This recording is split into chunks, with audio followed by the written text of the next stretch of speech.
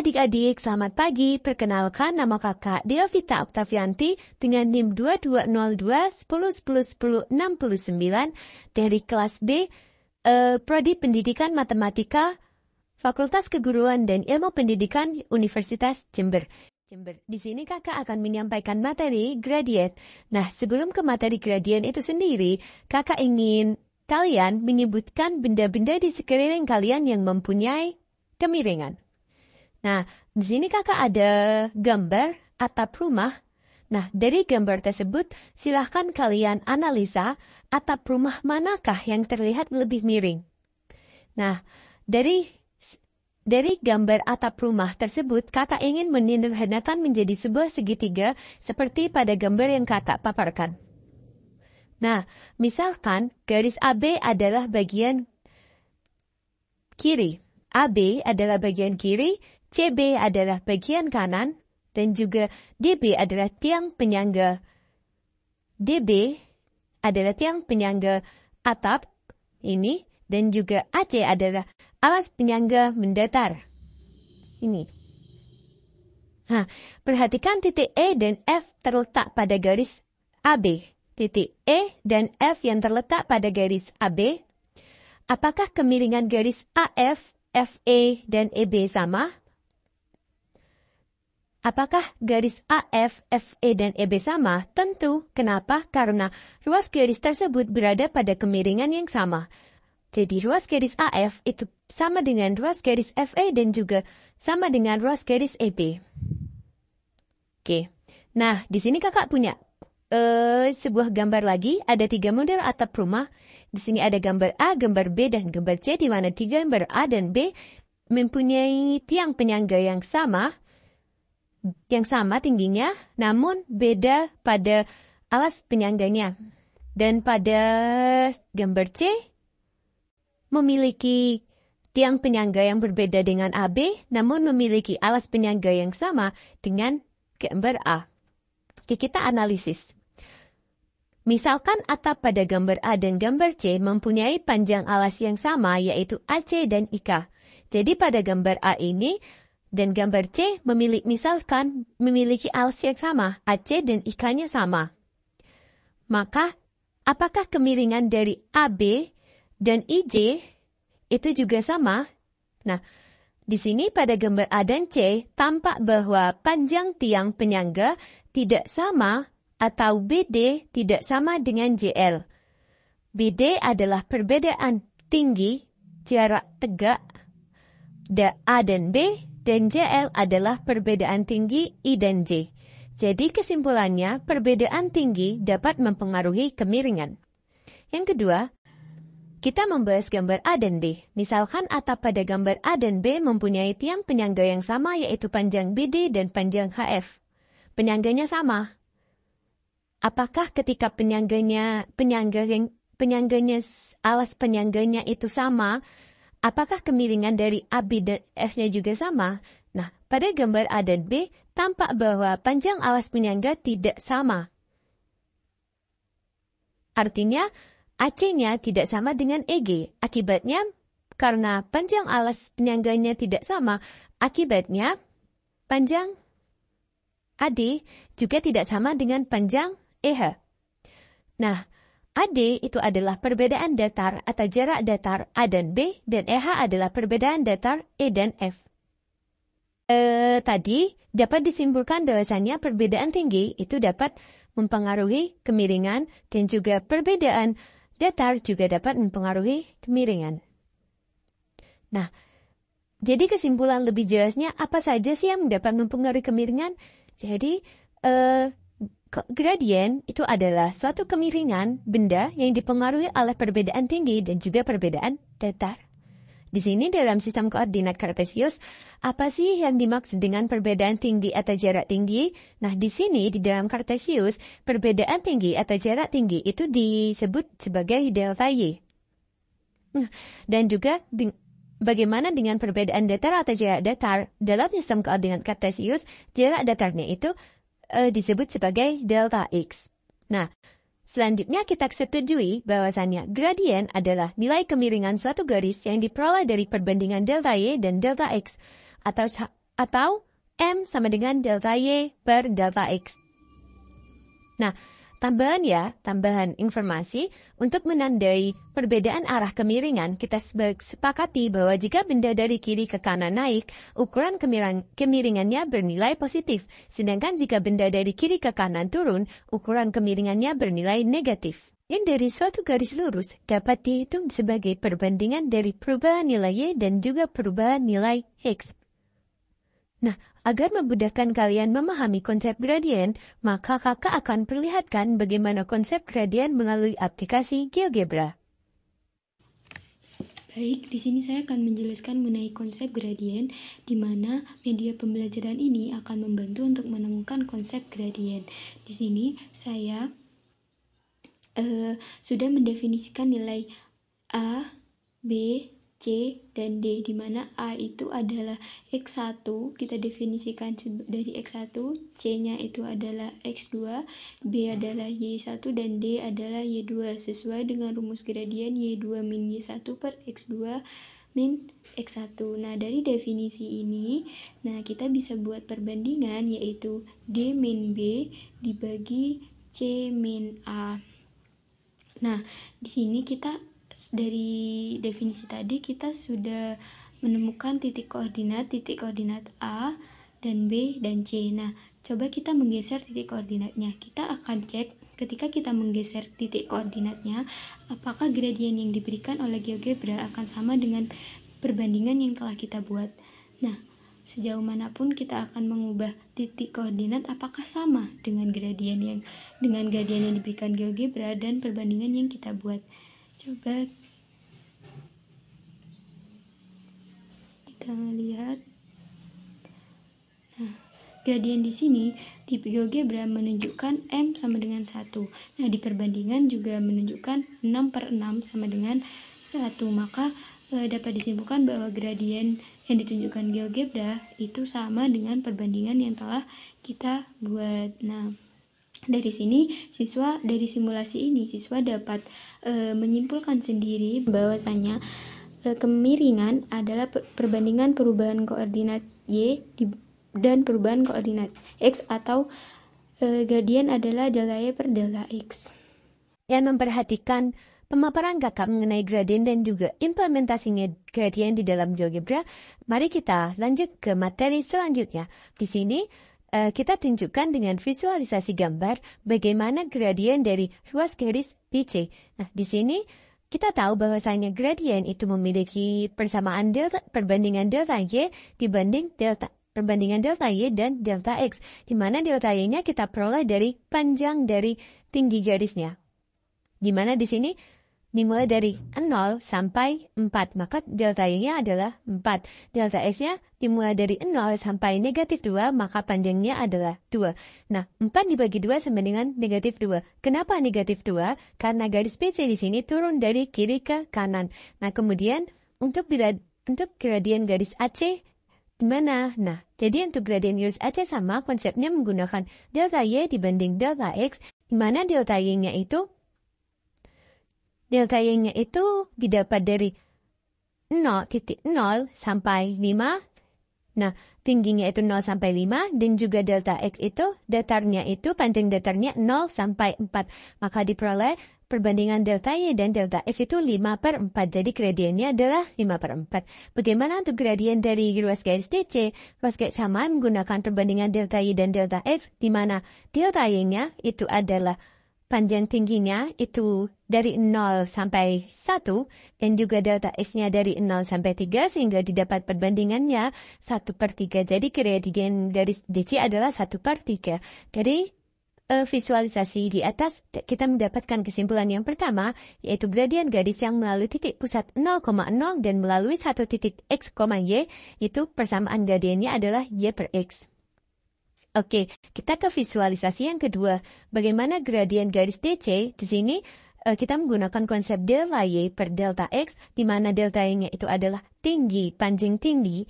Di sini dimulai dari 1 sampai 5, berarti panjangnya adalah 4. Delta X-nya itu dimulai dari negatif 3 sampai 1 berarti panjangnya adalah 4. 4 dibagi 4 sama dengan 1. Di sini negatif 1 karena garis DC turun dari kiri ke kanan sesuai kesepakatan yang sudah kakak jelaskan di awal tadi. Nah, bagaimana untuk konsep gradien garis AB? Sama, kita menggunakan delta Y dibanding delta X, di mana delta Y-nya itu adalah panjang tinggi, yaitu dari 2 sampai 6, maka panjangnya adalah 4. Delta X-nya itu dari 2 sampai 5, maka panjangnya itu delta X-nya adalah 3, maka diperoleh gradien garis AB adalah 4/3.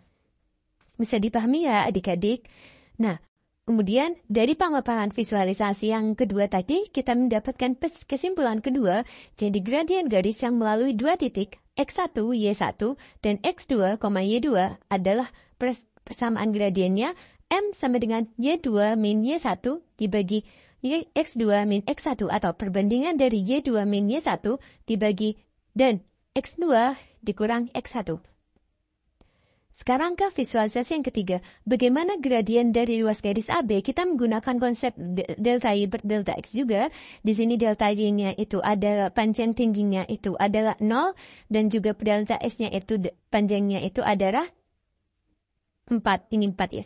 Ini 4 ya adik-adik. Sehingga diperoleh gradien garis AB-nya itu adalah 0 dibagi 4 sama dengan 0. Untuk yang CD sama, yang CD itu memiliki delta Y atau panjang tinggi 0, panjang datarnya itu 5. Jadi 0 dibagi 5 sama dengan 0. Dari visualisasi yang ketiga, tadi kita mendapatkan kesimpulan yang ketiga, yaitu gradien garis yang sejajar dengan sumbu X adalah M sama dengan 0. Atau gradiennya itu sama dengan 0. Baik, kita ke visualisasi yang keempat, bagaimana untuk gradien garis AB, kita menggunakan konsep perbandingan delta Y dan delta X, di mana delta X adalah panjang tinggi yang dimulai dari negatif 2 sampai dengan 3, maka delta Y-nya ketemu 5. Nah, delta X-nya itu 0, karena tidak panjang datarnya 0, maka 5 dibagi 0 itu tidak terdefinisi. Nah, bagaimana dengan di gradien dari ruas garis DC? Kita juga menggunakan konsep gradien delta Y dibagi delta X, di mana delta Y-nya atau panjang tingginya dimulai dari negatif 1 sampai 2, maka delta Y-nya adalah 3, dan delta X-nya itu panjang datarnya itu 0, maka delta X-nya 0, sehingga 3 dibagi 0 sama dengan tidak terdefinisi. Jadi, dari visualisasi keempat tadi, kita memperoleh kesimpulan keempat, gradien garis yang sejajar dengan sumbu Y adalah tidak terdefinisi atau tidak memiliki gradien. Nah, kemudian, jika terdapat persamaan garis yang berbentuk Y sama dengan MX plus C, bagaimana dengan gradiennya? Nah, M-nya itu di sini, M itu berperan sebagai gradiennya.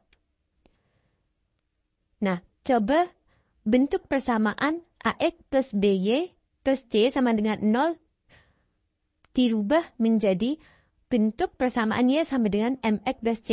AX plus BY plus C sama dengan 0, beruas sama-sama ditambah dengan negatif AX dan negatif C. Maka diperoleh BY sama dengan negatif AX dikurang C. Maka untuk mencari Y sama dengan kedua ruas dibagi B, sama-sama dibagi B. Maka diperoleh Y sama dengan negatif AX dikurang C dibagi B. Sehingga persamaan Y-nya itu sama dengan negatif A per B X dikurang C per B. Dari persamaan tersebut, manakah koefisien yang menjadi gradien? Nah, tentu yang menjadi jika persamaannya seperti ini, maka tentu yang menjadi gradiennya itu adalah negatif A per B. Jadi, ketika nanti adik-adik menemukan sebuah persamaan yang berbentuk AX plus BY plus C sama dengan 0, dan ingin mencari gradiennya, maka kita perlu mengubah bentuk persamaannya dulu menjadi Y sama dengan MX plus C. Bisa dipahami ya adik-adik? Nah, dari pemaparan yang tadi dapat mendapatkan kesimpulan kelima, yaitu gradien garis yang memiliki persamaan HX plus BY plus C sama dengan 0, maka gradiennya itu adalah negatif A per B. Selanjutnya ada bagaimana pengaruh koefisien pada rumus persamaan gradien yang sudah kita bahas dalam mempengaruhi kedudukan garis. Nah, di sini Secara geometris, gradien adalah kemiringan garis. Semakin besar gradiennya, maka semakin curam garis tersebut, dan semakin kecil gradiennya, maka semakin landai garis tersebut. Mari kita lihat pengaruh koefisien terhadap kedudukan garis melalui aplikasi GeoGebra. Simak baik-baik ya adik-adik. Selanjutnya adalah pengaruh perubahan koefisien A dan B, Y sama dengan AX plus B, di mana A ini adalah koefisien dari gradien, dan B ini adalah konstanta. Nah, A ini A-nya ini menunjukkan sejauh mana garis tersebut naik atau turun, atau menunjukkan kecuraman garis. Nah, itu A. Nah, untuk B sendiri itu menunjukkan perpotongan dengan sumbu Y. Di titik mana perpotongan dengan sumbu Y untuk yang B. Nah, kemudian kita coba ketika A-nya itu semakin besar, kita lihat ketika A-nya itu semakin besar, maka garisnya akan bergerak ke atas atau semakin curam. Bisa kita lihat itu garisnya semakin besar nilai A-nya, maka garisnya akan semakin curam atau semakin naik ke atas. Nah, ketika C-nya semakin turun, maka C-nya semakin kecil, maka garisnya akan semakin rendah, semakin turun atau semakin landai. Nah, bagaimana untuk konstantanya? Nah, untuk konstantanya, semakin besar nilai konstanta, maka perpotongan dengan sumbu Y itu akan berada di atas sumbu X. Nah, seperti itu untuk konstanta B-nya. Nah, ketika dia B-nya semakin kecil, maka perpotongan dengan sumbu Y-nya itu berada di bawah sumbu X. Nah, jadi seperti itu pengaruh dari perubahan koefisien A dan B. Tadi kita sudah membahas bagaimana pengaruh koefisien A dan B dari rumus Y sama dengan I plus B. Sekarang kita bagaimana gradien garis lurus terhadap sebuah kurva atau terhadap sebuah fungsi. Kita definisikan A ini adalah sebuah koefisien dari variabel tertinggi. Nah, kemudian B kita definisikan sebagai koefisien variabel juga, dan C adalah konstanta. N ini sebagai pangkat tertingginya, dan pangkatan dari X, dan M adalah pangkat di tengah dari X. Nah, setelah itu kita coba ke fungsi linear dulu. Fungsi linear berarti N-nya pangkat 0. Nah, koefisien X-nya berarti kan ini B. Nah, ketika dia koefisien X-nya itu semakin besar, maka seperti yang dijelaskan tadi, kurvanya akan bergerak naik atau semakin curam. Ketika koefisiennya ini semakin kecil, maka garisnya akan semakin turun atau semakin landai. Juga konstantanya yang menentukan titik perpotongan sumbu Y. Ketika positif maka di atas sumbu X, dan ketika negatif berada di bawah sumbu sumbu X. Nah, setelah itu kita coba untuk ke pangkat lebih tinggi, yaitu misal kuadrat. N-nya pangkat 2. Nah, ada kurva seperti ini. Nah, ketika digerakkan, maka gradien garis lurusnya ini akan membentuk bentuknya akan mengikuti arah kurva dari fungsi tersebut. Nah, jadi mengikuti arah kurva dari fungsi tersebut. Begitu juga arahnya itu mengikuti arah dari perubahan kurva tersebut. Nah, seperti itu. Nah, kita bisa coba ketika kurvanya hadap ke bawah, berarti arahnya juga gradien garis lurus ini juga ke bawah. Jadi arah dan bentuknya dari gradien garis lurus itu mengikuti garisnya ini mengikuti bentuk dari perubahan kurva tersebut. Kita coba. Nah, N-nya pangkat 5, ketika kita coba, garisnya akan selalu mengikuti bentuk kurva. Arahnya akan bentuk kurva, dan bentuknya pun sama, mengikuti bentuk kurva. Kita bisa lihat di GeoGebra-nya mengikuti bentuk kurva ya. Mengikuti bentuk kurva.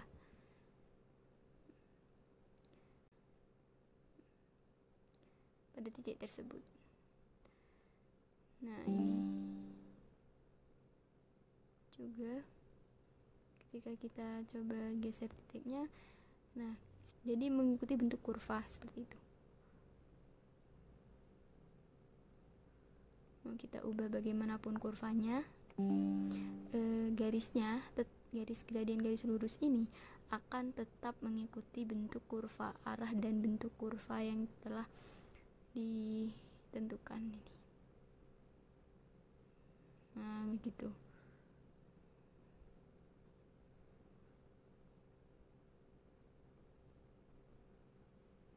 Setelah tadi pemaparan materi yang cukup panjang dan juga implementasinya di GeoGebra, sekarang kita ke contoh soal untuk memudahkan dari pemahaman kalian. Nah, di sini soal yang pertama, berapakah gradien garis yang melalui titik pusat dan titik A 3,9?